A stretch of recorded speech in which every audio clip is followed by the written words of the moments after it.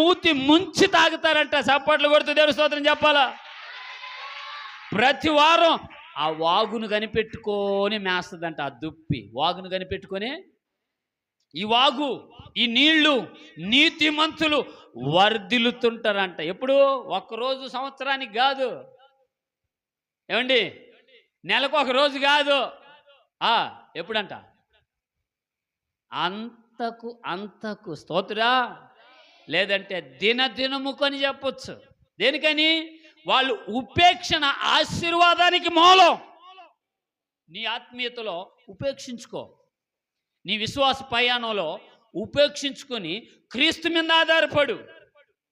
నీ కుటుంబ విషయంలో ఉపేక్షించుకో, నీ భార్య విషయంలో ఉపేక్షించుకో, నీ విషయంలో ఉపేక్షించుకో.